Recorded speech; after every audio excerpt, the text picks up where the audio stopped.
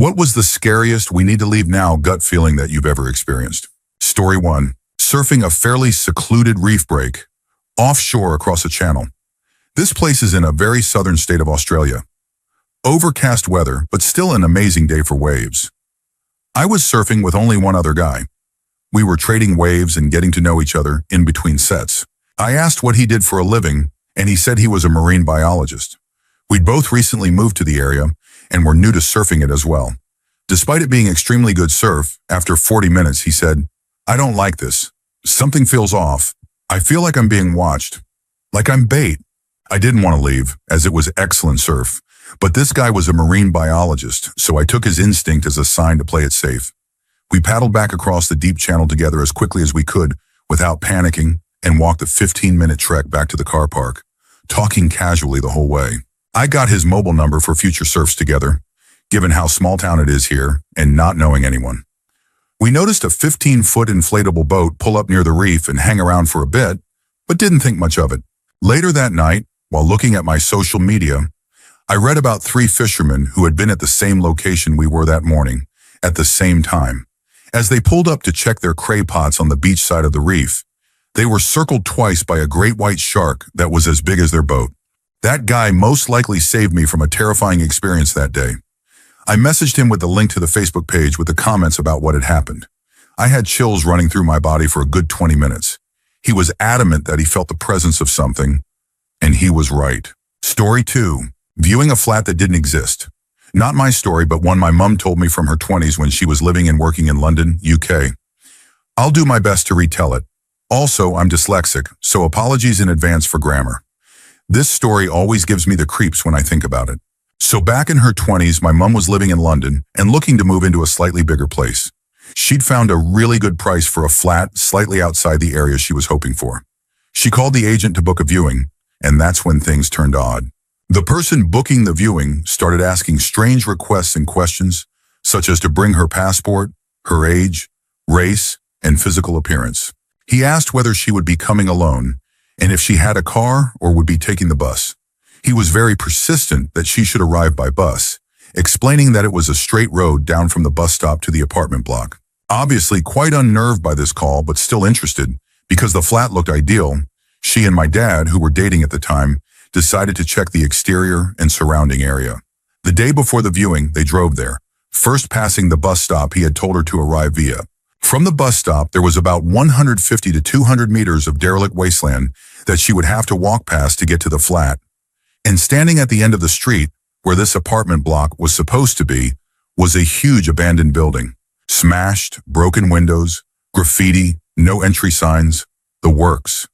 Definitely nothing inhabitable in sight.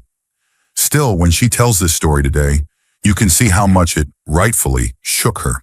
Of course, she didn't go to the viewing, but she did inform the police, advising them of the planned time and place.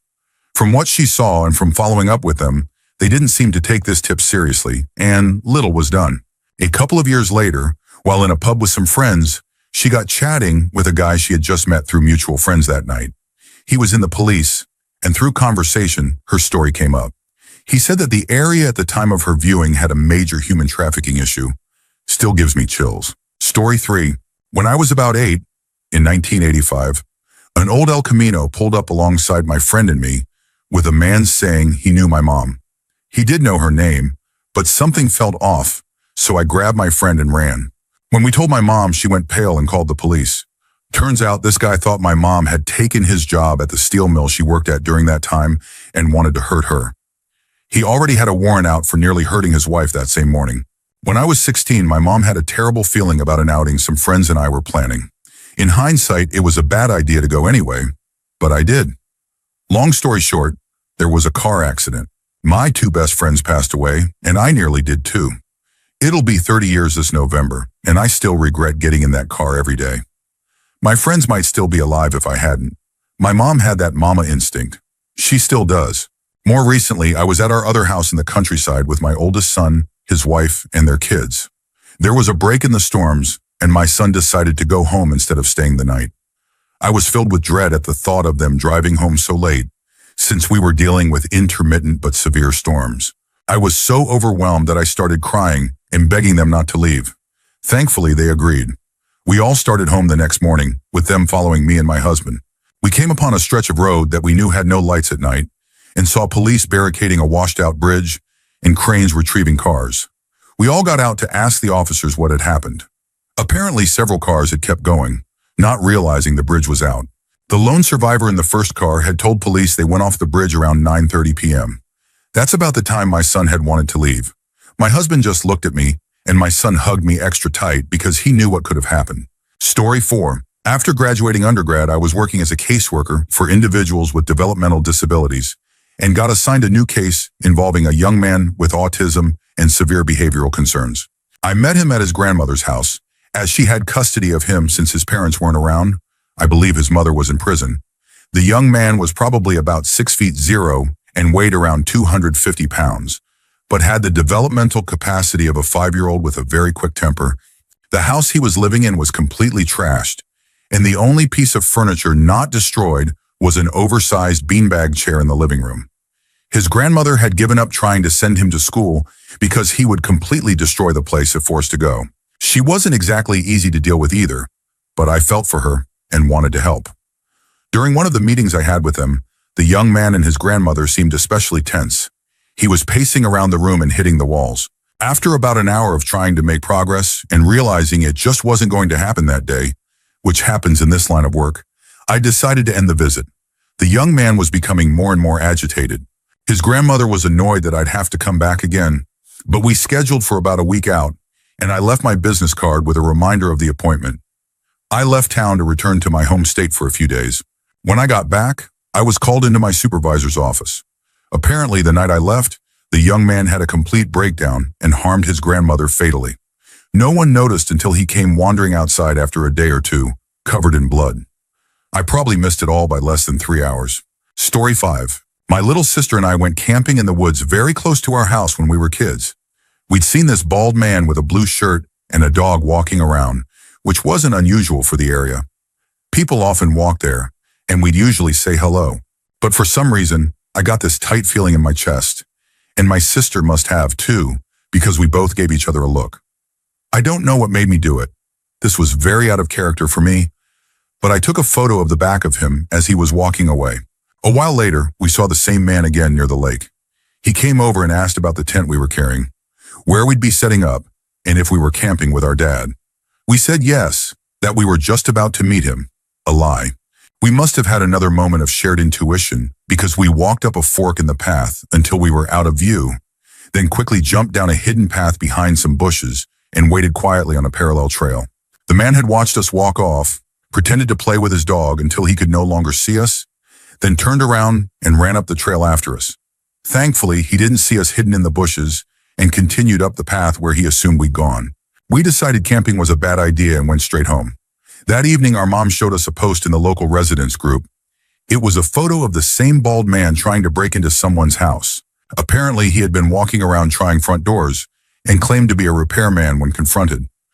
I really don't want to imagine what his actual intentions were, but we were very lucky that my sister and I knew those woods well enough to find a hidden path to avoid him. Story 6. I was around 10 or 11 years old and had been invited to a sleepover. My mom didn't really like me going to those because I'd usually end up staying up way too late and then being cranky the whole next day. When she dropped me off, she gave me her usual reminder. Just remember, if you want to leave, I will come get you. It doesn't matter what time it is, just call me. The sleepover itself was the usual routine. We watched a movie, gossiped, prank called some boys, this being before cell phones and caller ID, broke out the Ouija board, etc. It turned out the girl hosting the sleepover had an older brother, high school age, who also had a few friends over. I remember them standing in the doorway of the rec room watching us, and something about them made my blood run cold. I just thought, I'm going to go home. I went upstairs and asked to use the phone, saying I wasn't feeling well and needed to leave. Her mom initially told me no, and even mocked me a bit for being a baby, but I kept insisting that I needed to call my mom. I still remember the strong feeling that I had to leave. Eventually, I was allowed to use the phone. My mom came to get me, and we stopped by Dairy Queen on the way home. My mom was always cool like that. I still remember the massive relief I felt when she pulled up and I got into the car.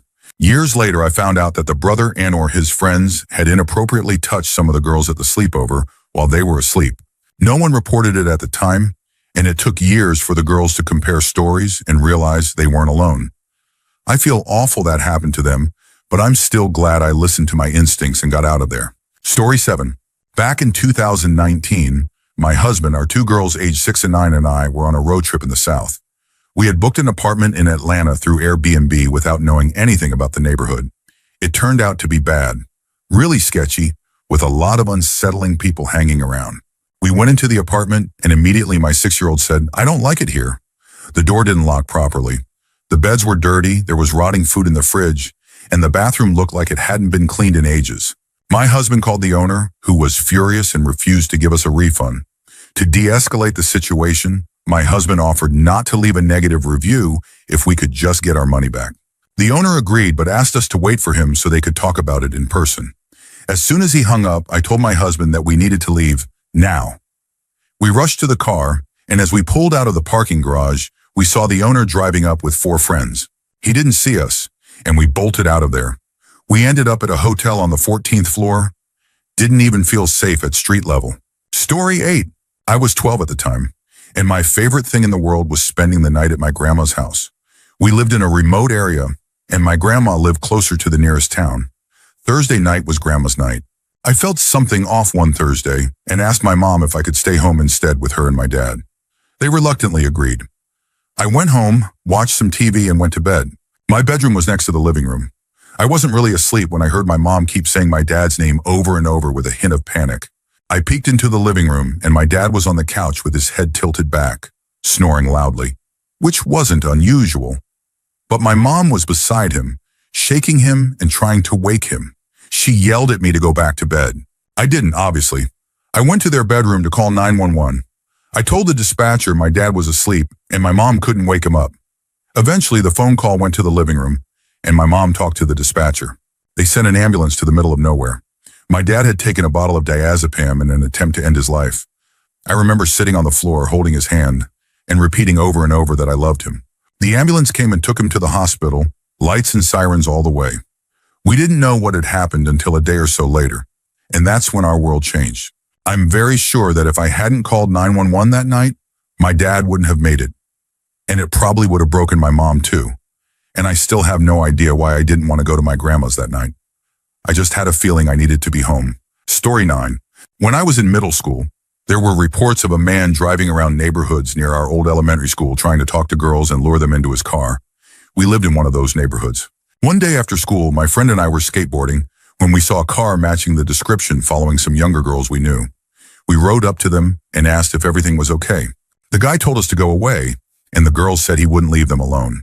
We didn't take kindly to being told off, so we hopped off our boards and started hitting the side panels of his car. He screamed and sped off.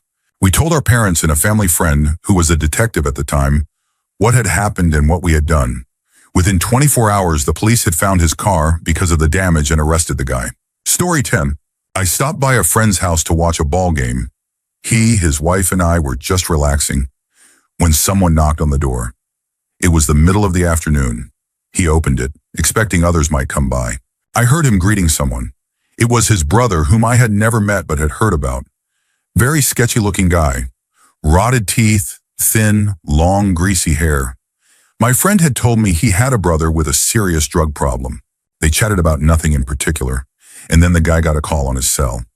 All he said to the caller was, "Not yet, I'll call you later." It seemed pretty clear that he had come to rob the place, and maybe worse. I looked at my friend, and it seemed like he had come to the same conclusion. Now my friend's wife is a no-nonsense woman, kind but athletic and tall. She had left the room to use the bathroom, or so she said. She came back in holding a handgun. I was thinking, what did I walk into? But calmly she said, "Ron, you're strung out and came here with bad intentions. You need to leave quietly, and if you get any ideas, Chris is sitting outside in his truck to make sure you go." Ron didn't say a word. He just turned and walked out the door. We heard his old pickup drive away quickly. Chris came inside and said, "He's gone." I don't think he's coming back. They asked me to leave so they could decide what to do. They had already called the police, who knew Ron well. The next morning, my buddy called me. The police had found Ron at the trailer park where he lived. He had been shot multiple times. They believed he had serious drug debts and had come to rob his brother. I told my friend I was sorry. He said, "Don't be." Story 11.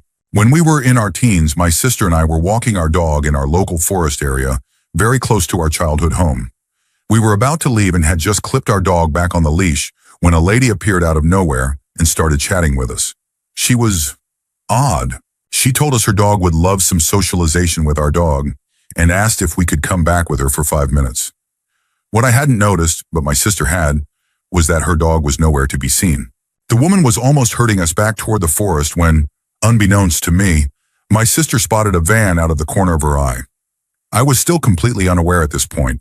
Suddenly, my sister screamed, "Dad!" And to our luck, our dad had finished work and was now out on a run. He started waving and running toward us. When we turned back around, the lady had vanished. My sister looked back over at the van and saw the woman closing the passenger door before it sped off. Still no sign of a dog. I truly believe we were minutes away from something terrible. It felt like divine intervention that our dad happened to be at the right place at the right time. Story 12. A friend called me and said, "There's a wildfire 8 miles away. Can you help me move my horses?" So I drove down. She was wrong. It was 8 miles by road, but under 2 miles as the crow flies. We got the first set of horses out and down to another farm. I was working on the second group when suddenly everything got quiet. It was as if the world paused for a moment. I looked at the horse, and it looked ready to bolt. I took a deep breath, and suddenly the noise returned. The wind was scorching, and the light changed. I told Sherry, the girl I was helping, "We gotta go now. No time to load the horses into the trailer. They're smart enough to survive." And I let them loose. We ran to the truck, and the barn was already on fire. Then we realized the fire had passed us and was now blocking the road. So we jumped out and ran to a small pond for the horses and dove in, hoping the fire wouldn't reach us. It was about 20 minutes of absolute chaos. It may have been longer. It felt endless, terrifying, blistering hot, and deafening. We were rescued by a water-dropping helicopter from the fire department. It landed in the field and pulled us in. We were extremely lucky. The truck was burned down to the frame. The horse Sherry let go sadly didn't make it. The one I let go survived but had burns. That's probably the scariest moment I've ever experienced. Story 13. My brother and I were kids playing hide and seek in the front yard of our house. My brother was 3 and I was 6. He was supposed to be counting and finding me, but he was taking forever, so I peeked around the side of the house to see what was taking so long. He had lost interest in the game and was standing near the front gate that led to the street. As I looked, a brown car pulled up with 2 men inside. I didn't recognize the car or the men. They both got out and started approaching my brother, asking him questions and moving closer. I remember feeling panicked. I had learned about stranger danger in school and knew something was very wrong. I ran around the side of the house, flew through the back door, and screamed, "Someone is trying to take Steve!" My dad didn't hesitate. He jumped up and ran through the front door. When the men saw my dad, they bolted and sped off. From that day on, we weren't allowed to play in the front yard anymore. It's one of the scariest memories I have from my childhood. Story 14. Does an "I need to go home now" feeling count? Because it wasn't me. It was my mom. I was around 12 and she left to run an errand, leaving me alone at home. Not long after she left, the doorbell rang. This was strange because we lived on a hill with only 2 neighbors, and we didn't get random visitors. Thanks to some conveniently placed picture frames, I could see outside without being seen. I looked and saw a young man I didn't recognize.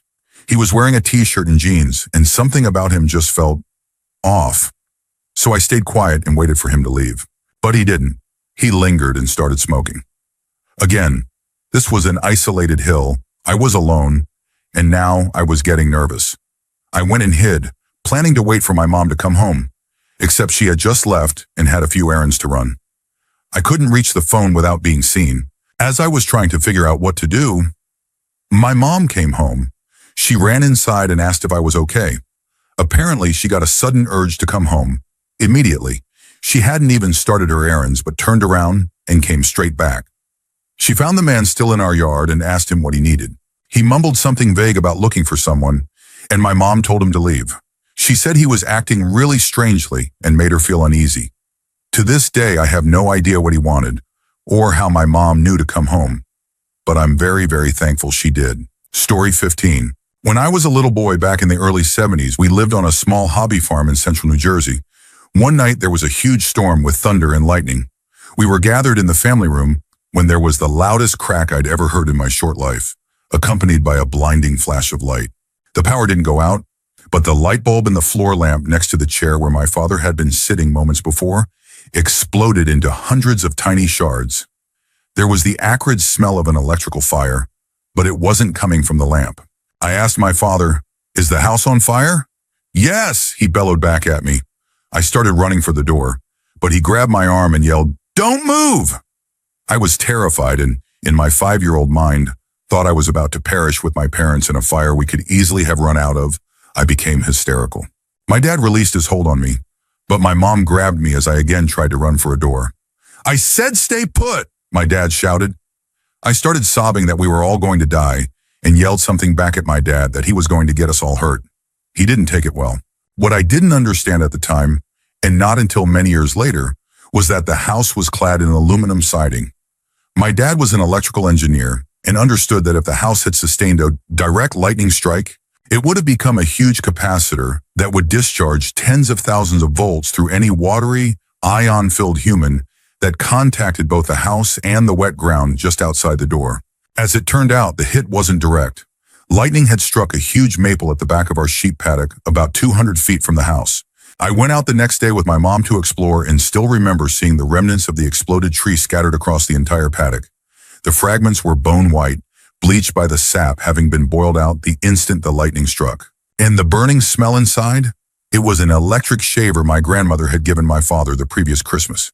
It was charging above the bathroom sink, and of course there was no such thing as a GFCI outlet, at least nobody had them, back around 1972.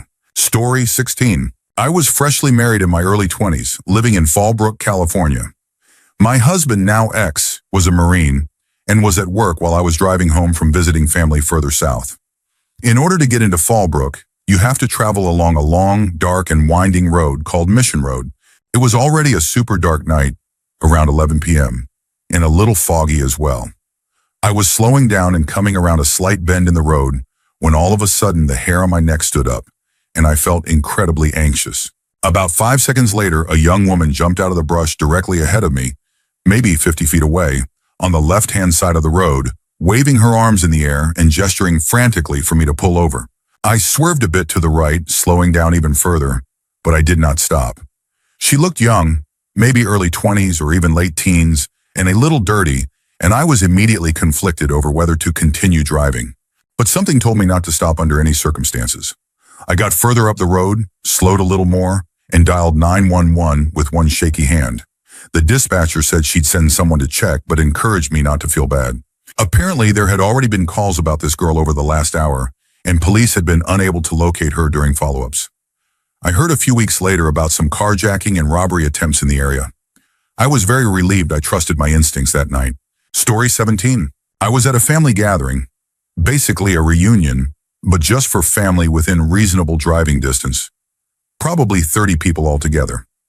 It was at a county park on a small lake with some grills and buildings. Just an empty hall with some picnic tables inside. You could rent for this kind of event. The sky started darkening as the storm approached, so all the coolers, chairs, balls, and kids' toys were brought into the building in anticipation of rain. The plan was to wait it out since afternoon. Showers are pretty common during the summer, but something in the air didn't feel or smell right, even though it looked like a typical summer storm. The hair on my neck stood up, and I was in full flight mode. I can't really describe it. The feeling in my stomach was just pure dread. I told my wife to take my daughter and get in the car. My brother-in-law took one look at my face and asked what was wrong. Apparently, I was white as a ghost. It wasn't even raining yet, and I was in a full-blown panic, yelling for everyone to leave, saying something wasn't right. No one else was that worried, mostly concerned with how I was acting. I went out to the car and was just about to turn the key when the tornado sirens went off. We weren't far from wherever those are located, or they were just stupidly loud, because it was absolutely deafening. Now the rest of the family was pouring out of the building to their cars, kids crying, and I looked across the lake, maybe a few miles in the distance, and saw a funnel cloud. We got out of there as fast as we could, as did everyone else. The building we had rented for the family barbecue was completely destroyed. Literally just a slab of concrete left and a huge amount of debris scattered all around. It had been hit dead on by an EF3. Story 18. I was a high school teenager around 13. I'm petite and looked way younger, so probably looked around 10 or 11. I was in my school uniform on my way to school when our local shopkeeper stopped me. He started talking as usual and asked what my plans were for the day. I looked down at my uniform and told him I was going to school. He asked if anything interesting was happening, and I replied, "As a matter of fact, we have a mini trip for my geography class." He then offered me a few snacks, which I declined. The reason I said no was because he was speaking to me from the back door of the shop and asked me to come to the back storeroom to collect the free snacks. I started feeling really strange, so I said I had to go and that I was getting late. He then asked me for my phone number, and I got completely freaked out and said I didn't have a phone before running off. I remember him shouting something at me, but I was too scared to listen. When I got back from school, I told my parents, and my father stormed to the shop to confront him. The man cowardly hid while the shop owner apologized. It made me wonder, if I had been a naive teenager and actually walked in for the free snacks, thinking he was being friendly, what would this grown man have done to me? Keep in mind, he looked like he was in his early 30s, and I was 13 in a school uniform, looking like a 10-year-old. I've had a few close calls as a young girl, but this one stood out the most. Story 19. I was an infantry platoon leader in Afghanistan. One night, we were on a foot patrol along the outskirts of a town where we were concerned about insurgent activity. I decided to move in closer to observe the area without worrying about the people of the town coming and going, which is always stressful. It was about 3 a.m., so everyone was asleep. It was completely silent. My interpreter carried an FM radio that he used to monitor non-secure traffic, which was how insurgents often communicated back then. We heard something in Pashto on his radio, and he very calmly turned to me and said, "Sir, they are saying the ambush is set." I immediately got on my radio and told my squad leaders to halt, and we pulled back and got out of there quickly. That was probably the most intense adrenaline rush I felt in combat. I'm convinced that interpreter saved several lives that night, and when he messaged me during the fall of Kabul asking if I could help get his family out, I contacted every person I could think of to make sure he got on a flight. He and his family now live in Seattle, where he works in IT. Story 20. About 3 weeks ago, I was blackwater diving off the coast of Boynton Beach, Florida. For those who don't know, blackwater diving involves being dropped with a light buoy to drift over hundreds of feet of water in the Gulf Stream at night. The light attracts all sorts of deep-sea creatures that rise up to feed, making it a popular activity for underwater photographers. As a precaution, all divers must wear at least one light on their tank to be visible. I had accidentally grabbed my blue blinking light. Before I jumped in, the captain mentioned that blue blinking lights were commonly used by fishermen to attract large predators at night. As a regular shark diver, there's not much that scares me down there, but something about that gave me chills. I decided to switch my light for a regular green glow stick. That very same night, a well-known blackwater diver from another boat a few miles north was impaled in the leg by a massive swordfish. The fish tore the sword out of his leg and kept hitting him with it, similar to how they hunt large squid in deep waters. He suffered serious leg injuries and had to self-rescue from nearly 100 feet below.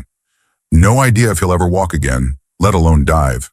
That close call really stuck with me. Story 21. About a year and a half ago, I got out of a concert hall with my friend with benefits, her friend, and her friend's boyfriend. We walked across a busy street to a bar around 2:30 a.m., got a quick tequila shot, and a drink to end the night. Then we left to wait for our Uber. We were sitting on the curb by the road when a group of people walked over to our side. They looked like trouble, just had that energy, like they were looking to cause problems. I looked at my FWB and pulled her up.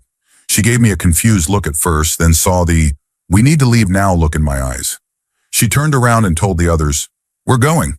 Not 5 seconds later, bang, bang, bang, bang. I felt what seemed like a painful splinter in the back of my leg, but we ran straight to a nearby police car for cover.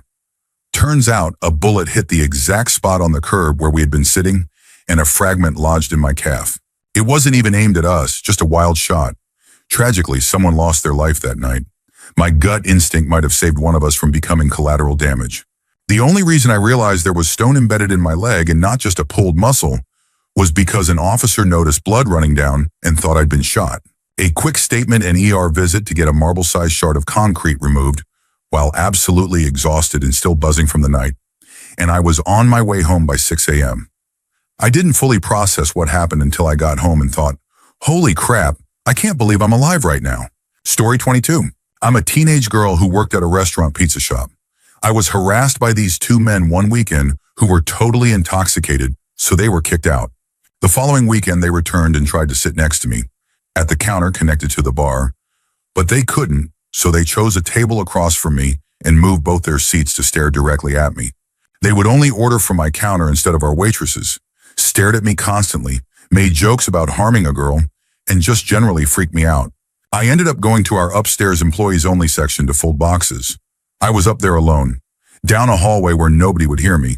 I started feeling sick to my stomach as I heard someone walking up the stairs and whispering. I closed the door, turned off my music, and texted my mom. The two men had followed me up there, then tried to go down the unlocked hallway. But another waitress noticed them bothering me and caught them trying to come after me. I just had this gut feeling when I heard them coming. She came down the hallway and told me to be quiet and hold our body weight against the door. We waited for them to leave while they stood there, waiting for me to come out before making some disturbing remarks and going back downstairs. My dad came and picked me up early because I just felt so off. The following day, I had to come in for another shift, and as I was clocking out, the TV started playing a true crime documentary about a girl with the same name as me who had been kidnapped and assaulted by two men. My stomach dropped, and I gave my notice shortly after that. I realized I wasn't going to be protected there and wouldn't be surprised if those men returned again. Story 23. I was camping in eastern Arizona with a friend of mine. We like to hike in this particular area that's fairly isolated. We found a spot probably 14 or 15 miles deep into the forest along small quad and bike trails and set up camp for the night. We put out our fire and went into our tents. Probably about 15 minutes later, I was reading a book on my phone when I heard what I can only describe as a roar, and it sounded like it was about 50 feet away from our campsite. Never in my life have I been so terrified. I got immediate goosebumps and went into full panic mode. My friend and I both got out of our tents, looked around, but couldn't see anything because it was pitch dark, and ran straight to the car. We immediately drove off and found a motel about an hour away. I'll never forget that sound. I've seen bears in real life and listened to what a bear roar sounds like, and it was nothing like that. The one we heard was almost high-pitched and filled me with instant dread. No clue to this day what it was, but I'm glad we got out of there. We came back the next day, and everything was as we had left it, except the coals in the fire were scattered around a bit. There had been no wind that night, so I don't know what caused it. I haven't gone back to that area since, and I have no desire to. Whatever made that sound definitely didn't want us there. Story 24. I was supposed to get off my retail job at 10 p.m. and catch the first bus I needed to get home. My manager had me stay later, so I had to catch a later bus and change my route since my usual second bus stopped running. I noticed this late bus ride was empty, unlike the 10 p.m. one that was usually full. The stop wasn't my usual, so I just sat and waited. I was texting my best friend, asking her to pick me up since sometimes buses don't show or are late. She wasn't answering because she ended up working late too. Then I started noticing my surroundings. I was just off a main street, south of several closed corner stores. I realized this bus bench was right by a park that closes at sundown. There were no cars and no people. The streetlight near the bus stop was out. I immediately felt unnerved and trapped. Nothing was open and nothing was nearby. A man was walking toward the bench I was sitting on. He was coming from the park. He would pass under a streetlight and be illuminated, then disappear into the darkness before coming back into the light again. My heart was pounding. He came up behind the bench but didn't sit. He just stood behind me, slightly to my right. Then he started walking around the bench, circling me. I called my friend and pretended she had answered. I left a voicemail. "Hey, you almost here?" "Yep, I'm still here. I'll hop in as soon as you pull up. Want to grab food?" "Nah, we had fast food last week." The man kept circling me. I was too scared to look at his face. I hung up and put my phone away, then realized I had my box cutter in my bag. I pulled it out and started playing with it, pushing the blade in and out. He stopped circling me. I finally looked at him and stood up. He turned and walked away. My friend pulled up soon after. We drove past the man who was still walking aimlessly. I bought a car about a week later. From that point on, I always gave my coworkers a ride home if we worked late together and needed one. Story 25. My wife and I used to live in a rural exurb outside a large metropolitan area. We were on the interstate, about halfway between the city and our home, when my wife, who was 6 months pregnant, started having contractions. At the next off-ramp, I turned around and headed back toward the city, planning to go to the ER. I took the very first exit on the outskirts of the city. It was pretty desolate. The only thing on that two-lane road were a couple of rock quarries, which were empty after dark. There wasn't much light on that winter-darkened evening. I pulled into a gravel turnout just south of the off-ramp, came to a stop, leaving the engine running, and turned my full attention to my wife. A few minutes passed before my attention was pulled away by a car parked across the turnout, suddenly turning on their headlights with high beams. My wife grabbed my arm and said, "We've got to get out of here." And I was like, "Yeah." So I dropped it in gear and took off down the two-lane road toward the city. The other car gave chase for a while, but I floored it. I drove a Dodge Stratus. Eventually we got into civilization, and the other car turned around and left. We spent the night in the hospital, narrowly avoiding the premature birth of my son. He's 17 now. We guessed that I hadn't noticed my headlights were shining on some kind of suspicious activity, possibly a drug handoff, because I was focused on my wife, and it angered whoever was there. But who knows? You never really know, and danger can be anywhere. Story 26. When I was looking for a new place to rent a few years back, I found a spot not far from the house I was moving out of. To my surprise, when the front door opened, it was someone I recognized from school. They were a few years younger than me, which mildly bothered me, but not enough to walk away. The strange part was that they didn't remember me at all. As we were talking, I started to feel this creeping sense of danger. I couldn't explain it. Everything the guy was saying sounded reasonable, and the price for the room was about average for the time. But something about him was very unsettling. He was extremely thin, and normally I wouldn't feel threatened by someone with his build. But something about him was setting off alarm bells in my head. It peaked when I was being shown the room and had my back to him. I could almost feel his eyes boring into the back of my head. I kept a polite facade but left shortly after, claiming I had a few more places to look at that day. About 18 months later, I was driving past that same house and saw police tape all over it. I tried to find out what had happened online but couldn't find anything. To this day, I hesitate to call out to people I remember from back then. That memory serves as a reminder that many years have passed, and I have no idea what some of them are like now. Story 27. My ex had been planning to have me harmed and make it look like a home invasion. His behavior had shifted in a very strange way the week before. I found out later that he had gotten another woman pregnant behind my back and had planned to move her in and have my kids taken into state custody. Their father had already passed away. He wanted to collect my life insurance. That morning, I got up right after he left for work, got dressed in the first clothes I could grab, woke up my kids and told them we had to leave. I told them not to ask questions, just that we needed to go. The door that led from our garage into the house was always religiously kept locked. That night, it had been left unlocked. In the weeks leading up to this, our security alarm had been bypassed, and he tried to blame my oldest son, even though my son didn't even know how to do that kind of thing. My ex had taught someone else how to disable it. Story 28. I was riding my horse in our outdoor arena, along with a friend on our horse. Suddenly, both of our horses froze and looked out toward one of the hayfields, which is surrounded by a forest preserve. We could see a huge animal walking casually toward a small group of trees in the middle of the field. I have 7 German shepherds, so at first I thought it might be one of my dogs. But it wasn't walking like a dog. Plus, our horses are used to dogs. They wouldn't be this afraid. I pulled my phone out and zoomed in on the animal. It was a mountain lion in Wisconsin. Our horses were just frozen, staring at it, but they were also trembling. I've never seen my horse so scared. I didn't really know what to do, because I thought if we rode back to the barn, the mountain lion might chase us. The barn was behind us, but our horses wouldn't turn their backs to it. So we backed our horses up until they were willing to turn around, then rode the horses straight into the barn and shut the doors. We called the Department of Natural Resources, sent them the video, and they came out and were actually able to tranquilize the mountain lion and relocate her. Apparently, that specific mountain lion was already known for being too comfortable around humans, and she liked to roam. I'm very grateful she didn't harm any of our animals, but it was an experience that scared me in a way I've never felt before. Story 29. I was at a party at my then best friend's house. She lived with her brother and another close friend of theirs.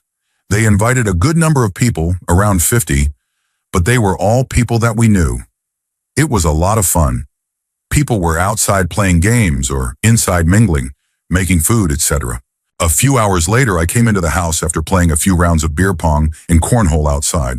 At a quick glance, I remember thinking, wow, it's packed in here. Then I realized, I don't recognize anyone in this house anymore. I walked around the house a little more, trying to find anyone I knew, and came up completely empty. I had an awful feeling that if I stayed, something bad was going to happen. I managed to find my best friend, told her I was heading home, gave her a hug, grabbed my keys from her bedroom, and walked to my car. 5 minutes into driving home, my phone started blowing up. I stupidly assumed I was being asked to make a beer run for everyone, so I ignored it, made it home, and went to bed. The next morning, my phone rang again, and I picked up this time. Turns out, right after I left, a huge group of people no one recognized had shown up and started breaking windows and throwing bottles. My best friend, her boyfriend, her brother, a 6'7", 350-pound guy, and their roommate tried to calm everyone down and ask the strangers to leave. They weren't having it.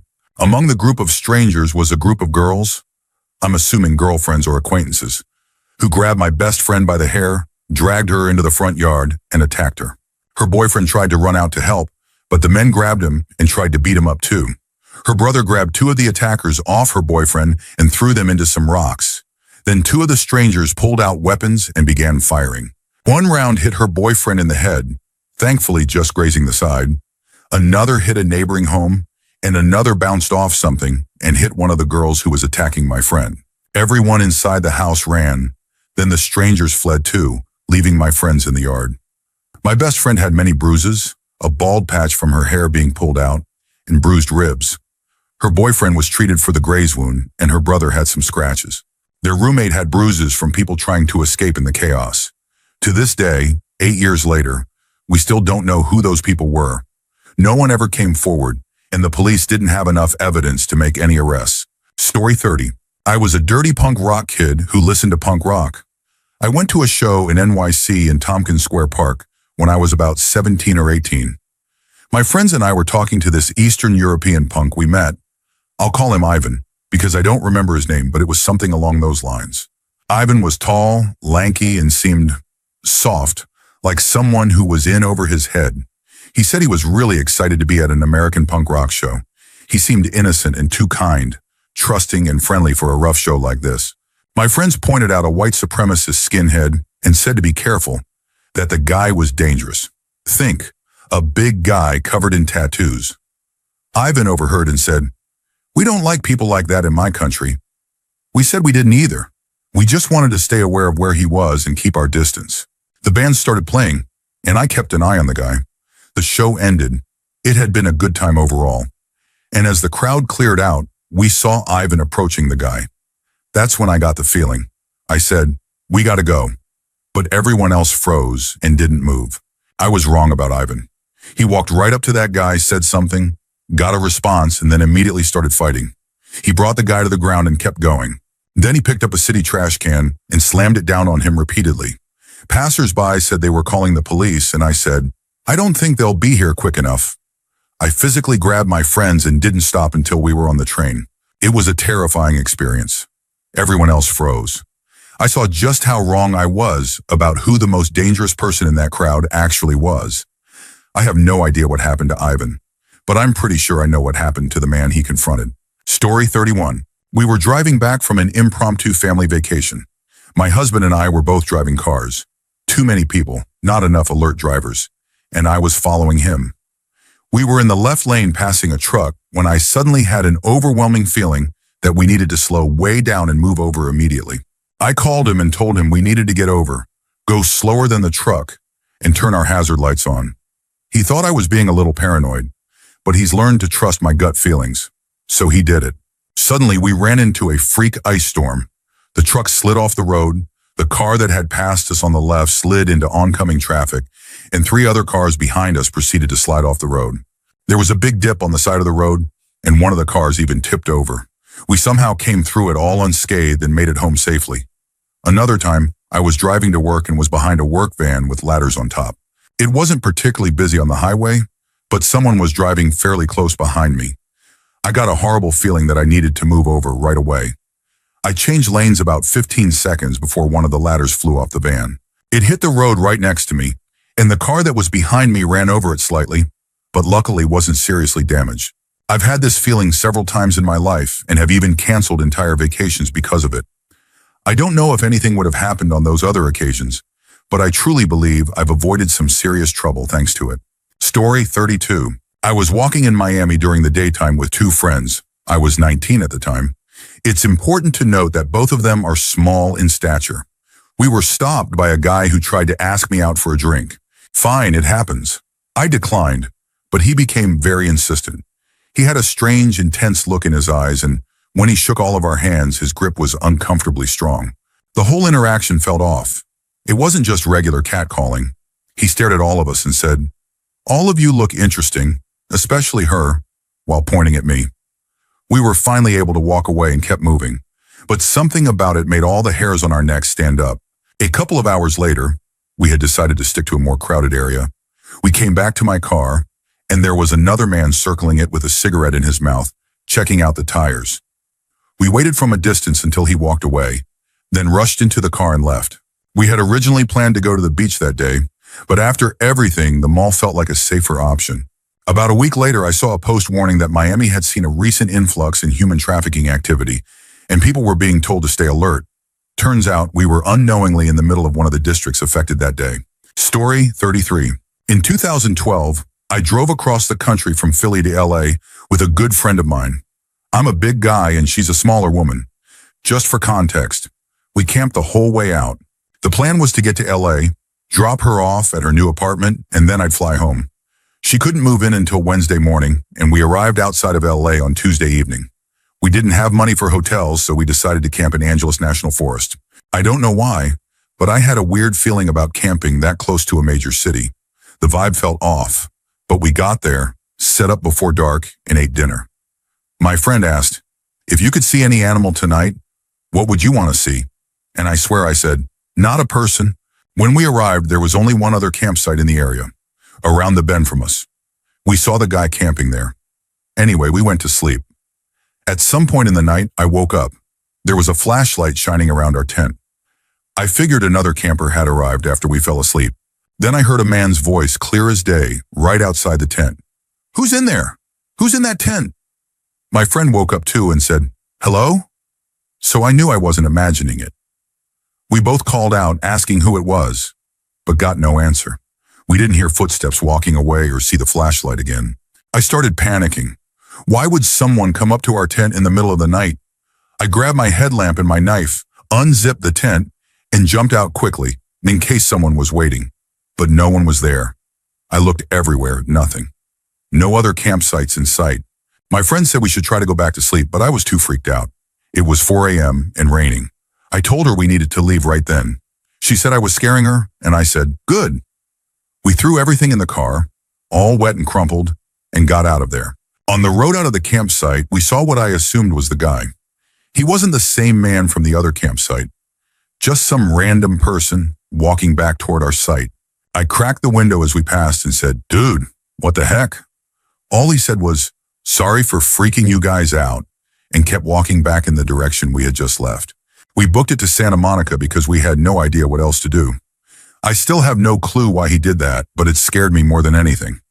I haven't camped in Angeles since, though I'm actually going again this summer. Story 34. I woke up on a day I had planned to go out with some friends to a party, sheer event for some daytime drinks with a truly horrible feeling in my stomach. I couldn't shake it, and I even told my dad about it before I left. I had been looking forward to the event for weeks, even bought a whole new outfit, including shoes. But suddenly I was hearing this voice in my head telling me not to go. I almost hoped something would happen on the way there, just to give me a reason to turn back. But there was no rational explanation for my fear. It was my day off, I was going to see good friends, and everything should have felt perfect. So I brushed it off as some kind of strange anxiety overlap and made a mental note to talk to my doctor if it ever happened again. Once I arrived and started drinking, the feeling went away, but so did my memory of the entire day. The next thing I remember is coming to about 12 hours later and realizing I had been drugged and assaulted. Story 35. When I was about 16, my best friend and I used to hang out at a coffee shop before we went to a class we were taking together at a local college. There was a guy in our class, around 17 or 18. We'd make small talk, but something about him made my bones feel cold. My friend kept saying we should invite him to the coffee shop with us, but I kept making excuses. Eventually, she invited him to meet up with us and a few other friends, but I couldn't shake the sense of danger I felt around him. The guys in our group all said he gave off creepy vibes, but most of the girls thought he was cute, so they didn't agree. I started getting up and leaving whenever I saw him after that. About a month later, he walked into the coffee shop with this intense, fixed grin on his face. He looked absolutely terrifying and kept letting out small laughs. He came up to our group and said he was paying for everyone's food and drinks because today is a magical day.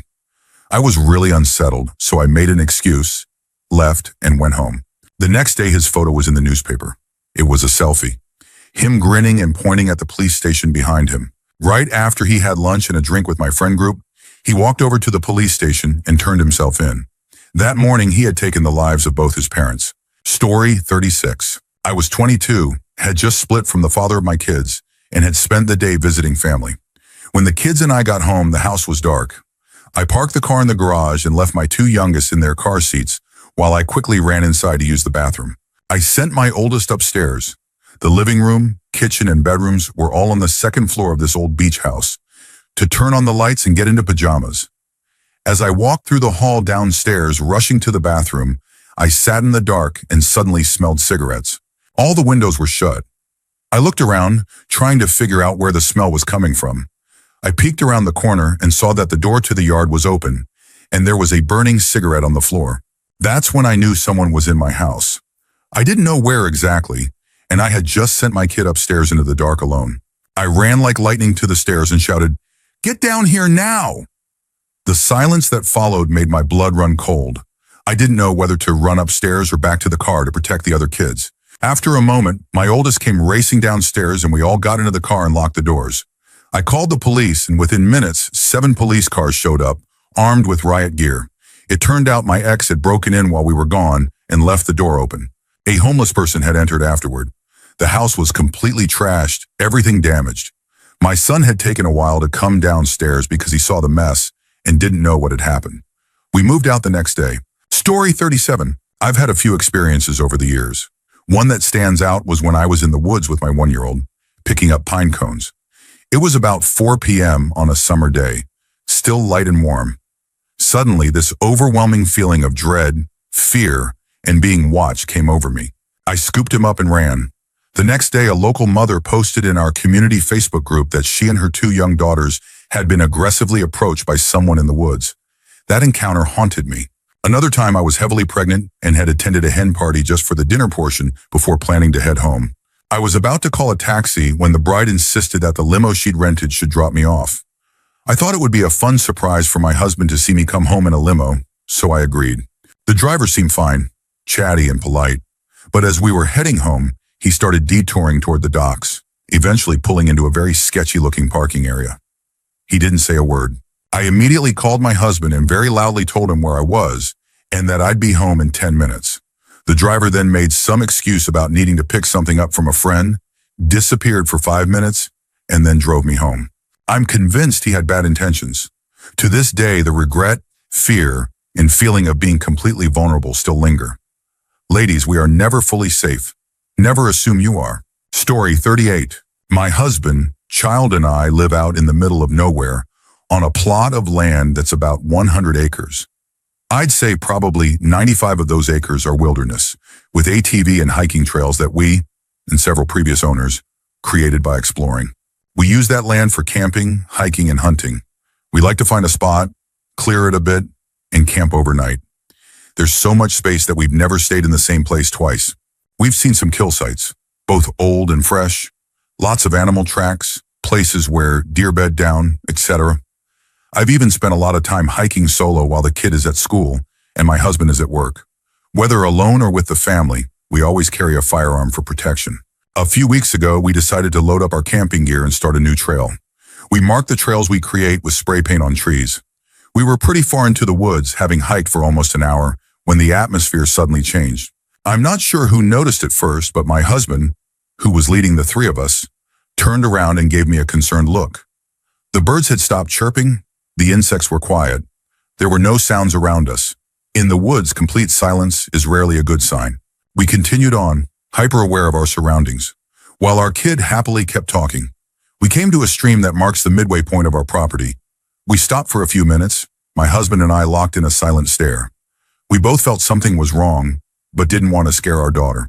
I finally broke the silence and said I suddenly didn't feel well and that we should head home. My husband nodded in agreement while our daughter protested. "Too bad, kiddo." We turned around and started back.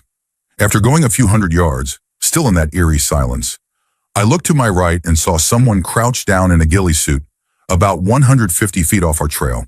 I'm positive they saw that I noticed them, but they never moved.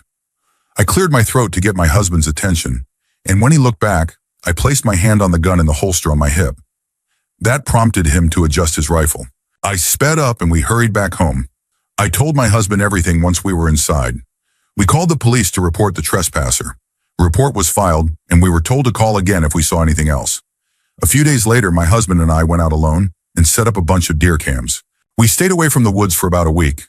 Then we went back out to retrieve the footage. Out of the 9 cams we placed, we captured a person in a ghillie suit in 2 images. We handed copies over to the police to add to our report. We haven't gone back out since, except to check the deer cams. Nothing else has shown up. But what unsettles me even more is thinking back to the times when we were camping and heard movement near our tent at night. We always assumed it was curious animals. Now, I'm not so sure. Story 39. When I was in 4th or 5th grade, I was with a couple of my close friends. One of them lived near a cemetery, about a 5-minute walk from her house. It was a big cemetery and we liked walking around in it. Behind the cemetery was a shortcut through the woods that led to a large park, which coincidentally was right next to our school. The 3 of us were just walking around the cemetery when all of a sudden, a blue truck pulled up next to us on the road that ran through the area, probably only 10 feet away.